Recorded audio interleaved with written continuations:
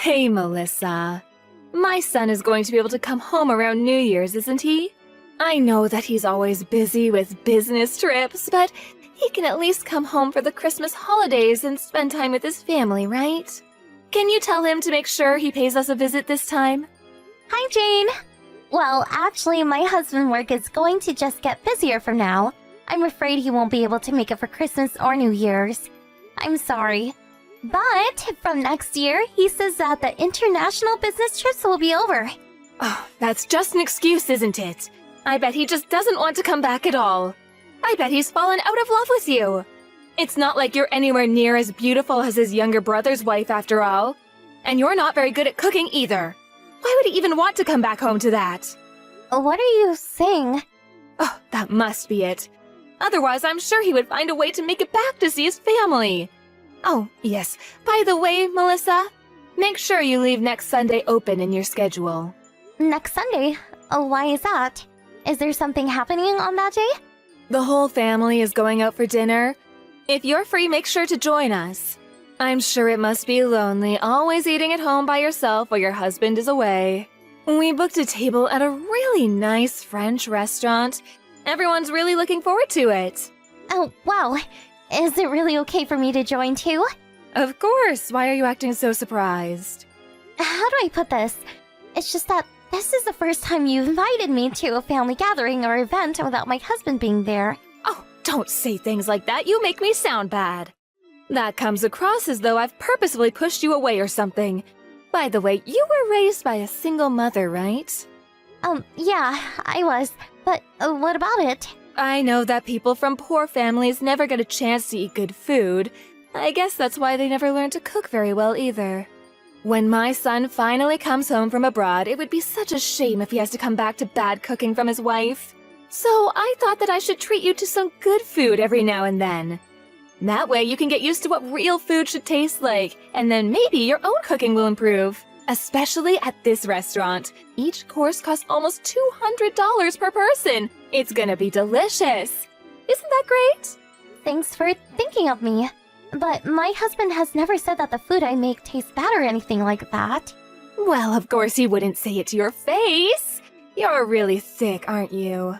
Is that really so? Anyway, keep your next Sunday free and make sure you're not late. The reservation is for 1 p.m. I'll send you the address later on.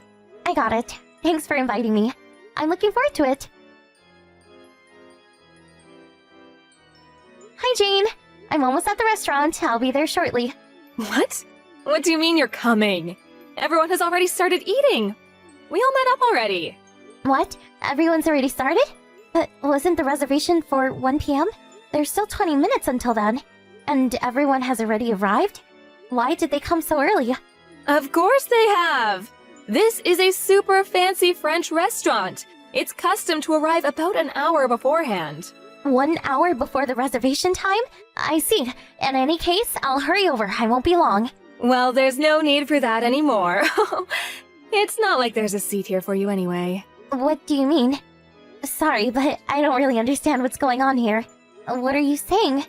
The restaurant that we're at is a very expensive, fancy French restaurant. It's not a place for people like you. Even if some poor trash like you ate food like this, you wouldn't even be able to appreciate its quality, now would you? It would just be a waste of money if I treated you to this. Okay. Then why did you invite me in the first place? I invited you?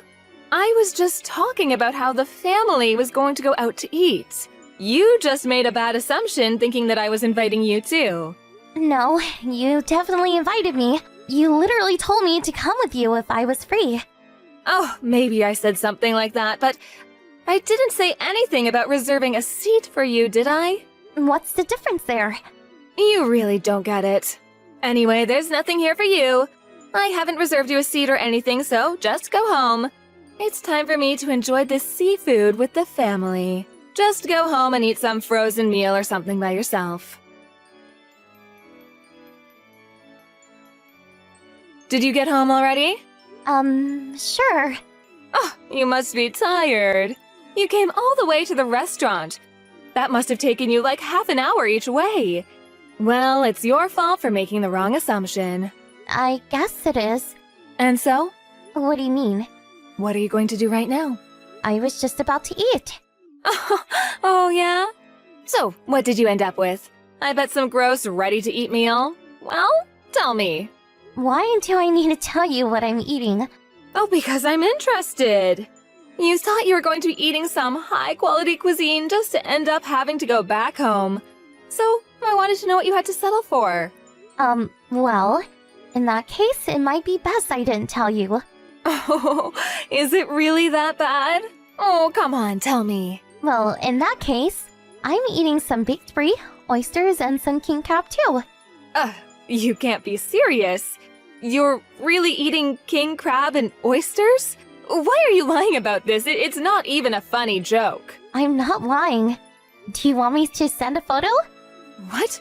Where on earth are you eating all of that? Oh, would you like to know? It's at a restaurant that my uncle owns. Your uncle owns a restaurant? I happened to run into my uncle when I was about to go home. I told him what happened, so he told me to come by his restaurant. It was pretty lucky as well, since some customers had canceled their reservations last minute. So he decided he would give me the course they booked instead. The timing actually worked out really well for me. Not only that, but his restaurant even has a Michelin star. Have you heard of Ventoux? Ventro? Are you really talking about that Ventro? It's basically impossible to get a reservation there. Yeah, that's the one. My uncle is the owner, but also works there as a chef. What? You have a relative that owns such a famous restaurant? I never heard anything about that. Wait, something doesn't add up. I bet this is just some random, made-up story. Oh, everyone here is laughing. There's no way that story is true. Were you so embarrassed by what you ended up having to eat that you just made up this lie? I have actually mentioned this before, but when I was telling the story at that time, you cut me off saying that it probably wasn't worth listening to. So, because of that, I wasn't able to fully tell the story. If you still don't believe me, I can send you a photo together with my uncle.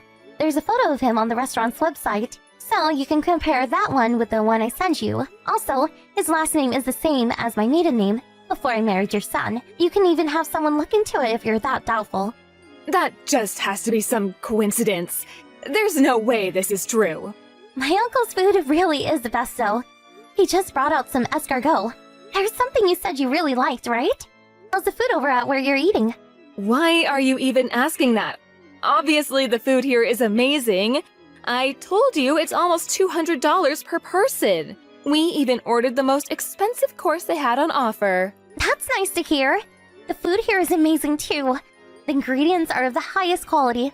And I'm lucky enough to get the full course. The array of cheeses that just got brought out. And the organic foie gras also looks perfect. Are you kidding me? Oh, hold on a second. Regular foie gras is already incredibly expensive. And you're telling me this one is organic? Just how much does something like that cost?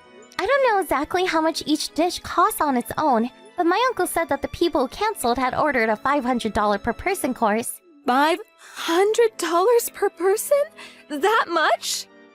I know that price doesn't always equal quality, but when you get to this price range, you can really taste the difference in the ingredients.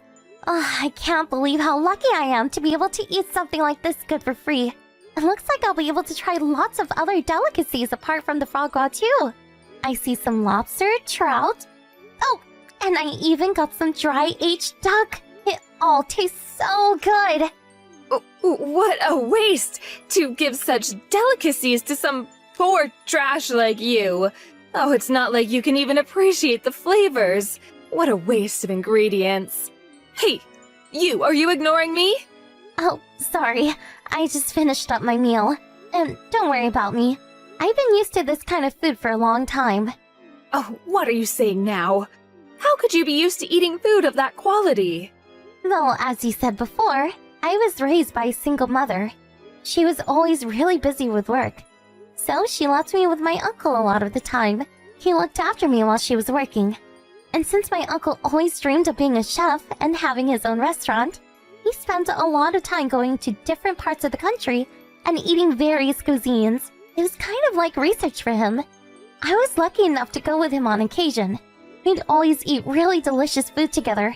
So that's essentially how I got used to it. Honestly, it has been quite a while since I've eaten something of this level. I'm so thankful for my uncle. Give me a break. Everyone looked at the photos you sent and are starting to say that your food looks better than what we got. You're ruining our meal. I went to so much trouble to get a reservation at this restaurant too. Then why did you show everyone the photos? I only sent them because you didn't believe me in the first place. Oh, I got it. Let's do it like this.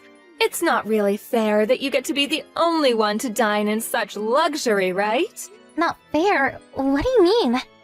So, how about this, Melissa? Why don't you take all of us to Ventro to eat together? You can ask your uncle for a special reservation. It would be almost impossible to get a table otherwise. Of course, it'll be for free too, right? You can do that for us, can't you? Huh? You're joking, right? Well, I think it's a great idea. I mean, we are family after all, so why not have a lovely meal together? I don't think I've ever spoken to someone as shameless as you before. I'm being completely serious here. It's gone beyond shock. I'm genuinely scared by how you act. How did you even manage to get that kind of idea into your head? You literally spend all day showing me that you don't consider me part of the family. The setup with the reservation? You did all of that just to make a fool out of me. And now you want to use me to get a reservation at my uncle's restaurant? Why did you do that today? Why invite me at all if you had no real intention of getting lunch together? It's a rhetorical question. You don't need to answer. I already know why. You just wanted to use me for a bit of fun. Say something that would get my hopes up before trampling them immediately, and then laugh at me at my reaction when I got upset. For you, it was nothing more than killing some time. Isn't that right? And so what? Do you want me to apologize or something? Here you go. My bad. There's your apology. Just water under the bridge now, right? How about it? Water under the bridge? You can't be serious. That's not something for you to decide. It's up to me. Are you really making such a big deal of this? Okay, so what do you want for me to do then? You really are unbelievable. You made fun of me all day, called me poor trash, and constantly said how good food is a waste on someone like me. But really, you are the one who is more, shall we say, commonplace? Looking at you as a person, there's not even a shred of dignity or grace about you. Oh, how dare you! Who do you think you are talking to your mother-in-law like that? I could ask you the same thing. Who on earth do you think you are to act the way you do? Oh, my uncle wanted to pass along a message to you. He says that people like you don't belong in his restaurant. So, please refrain from trying to come. After that, my mother-in-law blew up the phone with dozens of calls, but I let my uncle answer it once, and he let her have it. She didn't call back after that. All of the family members who went to dinner with my mother-in-law said that the food at my uncle's restaurant looked better than what they were eating. Apparently, that led to a big fight between them and my mother-in-law. They started yelling at each other in the restaurant, and now they're banned from coming back. I had to put up with a lot from my mother-in-law before now. It's not like this is the first. But because I didn't want to worry my husband, who is always working so hard overseas, I decided not to tell him or make a big deal out of it. This time, though, was so ridiculous and apparent that I decided to tell him everything. My husband was furious and called his mom to yell at her. He scolded her for over 3 hours and made her promise that she would leave me alone from now on. After he came back from his trip, we moved houses and put a bit of distance between us and my mother-in-law. Sometimes we go together to my uncle's restaurant as a couple and are able to enjoy the fantastic food with a family discount. Of course, it was delicious when I went there on my own, and nothing beats a meal that you can eat with those you love.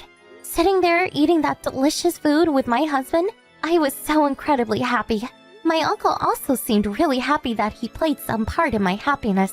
Apparently, my mother-in-law still wants to get back at me somehow by proving she knows more about fancy food than me. So she started going to all of these different expensive restaurants, but that made her expenses go through the roof, and the family's everyday standard of living dropped. My mother-in-law's spending caused a lot of tension between her and everyone else, and they even refused to eat with her anymore. It's almost as though the entire family is one step away from complete disarray. Who could have thought that just one family lunch could give rise to such a tragedy?